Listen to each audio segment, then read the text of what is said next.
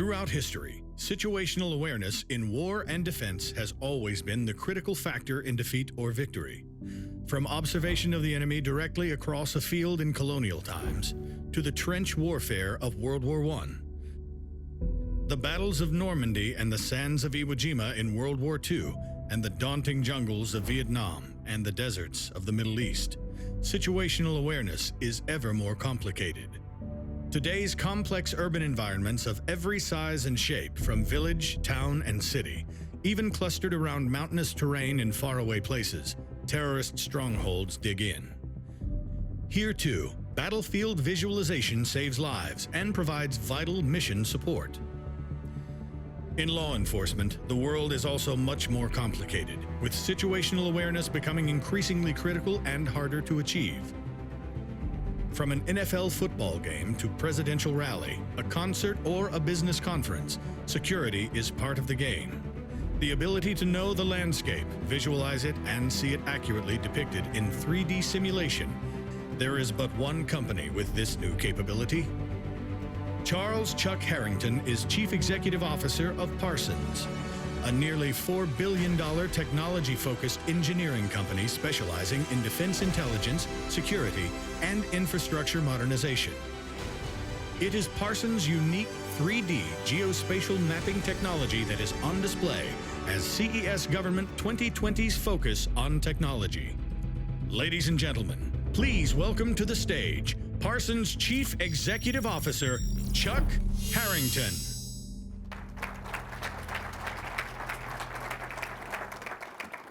Thank you, and thank you for inviting me here today to speak.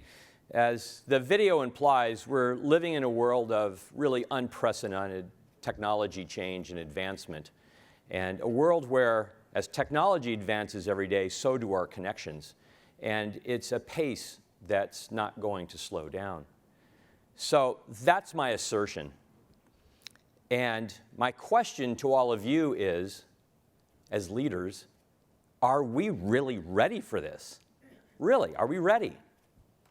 Now, if your answer to that question is, of course we're ready, well, check out and go read your email, because you're not going to learn anything. But if your answer is no, or you're just not sure, then perhaps I can have some insights to share that will get you thinking, and perhaps even most importantly, ask you to be bold in how we address not only the opportunities, but also the challenges that lie in front of us. So I think of this little talk in terms of a 3-act play. Act 1, let's level set where we are today. Act 2, what are the implications of all this? And in Act 3, what is our responsibility as leaders? So let's pull back the curtain on Act 1. Every day we have more connections. To be human is to be an explorer. And exploring, we have a yearning for more connectedness. As an example, it was just last year that we celebrated the 50th anniversary of landing on the moon. What a great exploration that was. And at the time, I can remember sitting with my parents in front of our little black and white TV going, this is impossible. And today, it's taken for granted. We wake up every day more connected than we were the day before.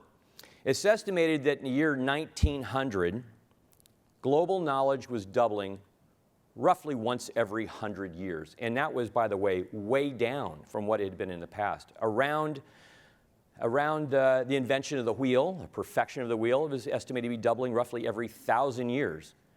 But by 1940, that had further compressed to every 25 years, and by 2010, it's estimated to be less than 2 years. And by the end of this year, every 12 hours. So think about that. Every 12 hours. We'll get up, we'll have breakfast. By the time we come home to have dinner, global knowledge will have doubled. We get up the next morning, it'll double again. Now, I know what you're thinking, Chuck, you're just talking about data. It's not knowledge. Really? Is it? Because companies like us are taking that data, and we're applying analytics to it, and we're converting all that data into information. And then we're running it through our AI, machine learning, deep learning algorithms, and we're converting that to actionable knowledge. And that knowledge we're putting in the hands of intelligence agents, of warfighters, of commuters, and city managers, all to make decisions and to take actions. No, I posit it's really knowledge. The futurist Shane Parrish once said, the faster the pace of change of knowledge, the more value the skill of learning becomes. And we're not merely explorers, we're learners. And learn we are at a blistering pace, and aided and abetted by technology. I've been in many, many conversations where the topic naturally gravitates to, should we really be advancing technology? And my answer to that is always, technology is like water. Water relentlessly drives forward, constantly seeking the path of least resistance, and it never, ever stops. And technology is just as relentless. And now the technology floodgates are open. What was once a trickle is now a torrent. As an example, more than 4.5 billion people use the internet. That's nearly 60% of the global population. And other than eat, drink, and sleep, I'm not sure I could find another thing that 60% of the global population shares in common. 8 billion devices will be connected to the IoT by the end of this year. But the pace of change we're living through is really unprecedented and unlike that of previous generations. In addition to this technology change, we're living through geopolitical and societal evolution as well. And that makes the stakes higher today than it did for previous generations. So what do I mean? On the geopolitical front, we have transformed over the last 40 years from a Cold War to a war on terrorism, at least in the Western world, the way we looked at it. And today, we're still fighting a war on terrorism, but we once again have near-peer technology threats. We are fighting daily cyber skirmishes. Hypersonic weapons are becoming reality, and space is not only the next frontier, it's also the new warfighter domain. I used to think of space as being a really lonely place. You think of the astronauts going around the world in blackness. Well, guess what? Many of you know, it's becoming a very crowded neighborhood. And not all of our new neighbors have our best interests at heart. On the societal front, social media companies are truly changing the way people think, act, and align. And these companies, Facebook, Twitter, Amazon, LinkedIn, they didn't even exist 20 years ago. So what the impact, long-term impact of this is, we really don't know.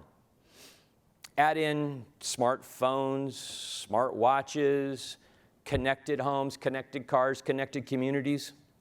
Can you imagine where all this is going? Well, what about private space travel? What about colonizing other planets? What about mining asteroids? What about robots in our homes? What about autonomous flying taxis? Jetsons, here we come. We're going to be there. The possibilities are absolutely endless and limitless. And it's technology that's enabling this great pace of change today. It's artificial intelligence, which is converting information to knowledge at a blistering pace and at very low cost. At Parsons, we've been working in AI for well over a decade. Every single cyber tool set we create has got embedded AI. Every geospatial sensor we fly into the space, we've embedded AI. Every RF capture and analysis device that we put out in the warfighter, it has embedded AI, as does our INET tool set that is out controlling traffic in cities and counties around the world. But it's also in autonomous systems. It's the stage 3, 4, and 5 passenger vehicle autonomy. It's the remotely flying drones. Our INET software used to only gather data from cameras and sensors that had been embedded in the infrastructure itself. And then a few years ago, we learned how we could start grabbing data off the onboard diagnostics in the cars. And now we're working with autonomous vehicle companies and their sensor suites, cameras, radar, LiDAR, for terabits of data per hour. 4 terabits. Multiply that by the millions of autonomous vehicles that likely will be here in a decade or so, and can you imagine the amount of data we're talking about? Cloud computing is also an enabler, providing low-cost global access to information and the IoT. It will very quickly surpass IT in terms of the amount of data generated. Hey Siri, are we ready? Hey Siri, are we ready? I think the answer to that is yes. But as we saw at CES last year, Sophie from Hanson Robotics is also ready. Alexa is ready. We're all ready. So now for Act 2, the implications. Think about the impacts of technology on the world's national defense, intelligence, and critical infrastructure systems. National defense today is comprised of assets on land, sea, air, and space. And technology enables a much greater and more effective defense. But it also allows a much greater and more effective offense. As many of you know, the world is engaged in an ongoing war that very few people really talk about. It's a war that's being conducted online and in space. That's where the future is. Intelligence used to be conducted close up by watching binoculars, information passed lip to ear. Today we're conducting intelligence from very high precision satellites and from the internet, from remote corners of the world. We all can be, in fact, we all are continuously being monitored. Our online browsing habits, our online shopping habits are being analyzed and used. Every time we pass through a port of entry and our biometric data is scanned, when we go to our offices, we go through the security cameras in our offices, on the streets, in the restaurants, the stores in which we shop, our data is out there.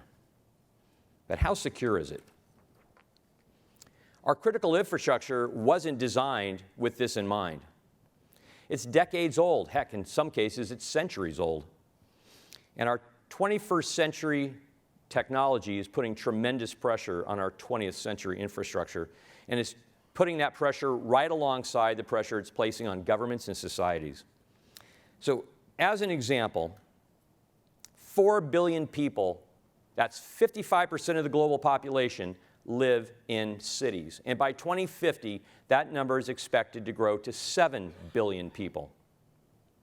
Can you imagine the traffic jams? And I'm just talking about the people. Last I checked, we eat, we drink, we buy clothes, we buy electronics. All of that stuff is using the same infrastructure that we're using. The traffic jams could truly be epic. Think of the policy, cultural, safety, and security considerations necessary in a world where cities are being held ransom by cyber attack. We just heard about that earlier today. It's the same cyber attacks that companies like ours are working continuously to defend against. Cyber crime damages globally are estimated to be $6 trillion in 2021. That is far and away the greatest transfer of wealth in the history of the world. But it's a transfer that wasn't done willingly. We live in a world where nothing is ever private. Alexa and Siri are everywhere, and they're listening to our most intimate conversations. It's a world where each and every one of us can be the target of a hacker or through social media bullying or fake news from bots and influencers who really have something they're trying to gain. So think about the impact of those social media companies for just a minute.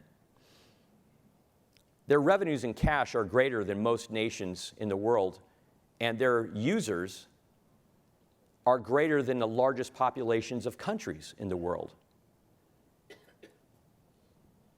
Facebook has over 2 billion users. There are over 6 billion searches conducted on Google every day. Can you imagine the impact of this? These countries are operating with users from every country in the world. They exist beyond borders. These companies have attributes very similar to nations. So how does this impact culture and society? Is it going to be positive, bring us all together, or is it going to be negative because of influences? I wish I knew the answer to that. I have no answer. But we have already seen real-world implications. We look back to the 2016 election influencing, the flat world theorists, the deep fake videos, which is ironic. We live in a world with more scientific knowledge available at our fingertips than any other time in the history of the earth. And yet, we also live in a time where perception has truly become a reality in certain instances, where our digital footprint is going to last longer than Neil Armstrong's boot prints in the Sea of Tranquility. And those are now 50 years old, and by the way, they look pristine. Unfortunately, our data will outlive the lives of each one of us in our room, as well as the lives of our children and our grandchildren.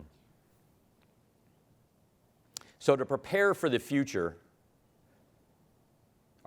we really have to address the present. So I ask again, are we really ready for what's happening in technology? Well, now to the final act, our responsibility as leaders. To quote Winston Churchill, the price of greatness is, in fact, responsibility. I personally accept the responsibility. Parsons, the company I run, accepts that responsibility. It's a moral imperative. It's ethically responsible. Our lens, the Parsons lens to the world of technology and culture and society, the world of the people who live there, is really through the lens of defense, intelligence, and critical infrastructure. Those three items touch the lives of every single citizen on the planet, whether they know it or not. Those three spheres are inextricably linked. So as each of you look to the future, I ask that you be honest about the challenges that we now face, that you be aware of your responsibilities, but perhaps even above all, that you be truly inspired by the possibilities that lay in front of us. If our companies are going to endure, if our nations are going to continue to be great, and if our world is going to truly advance, we must responsibly integrate technology into the world of defense, intelligence, and critical infrastructure. So, I ask again, are we ready? Well, I think we are. I'd say I know we are ready. But I ask each of you to join me in the quest to help deliver a truly better world for everyone. Thank you for your time.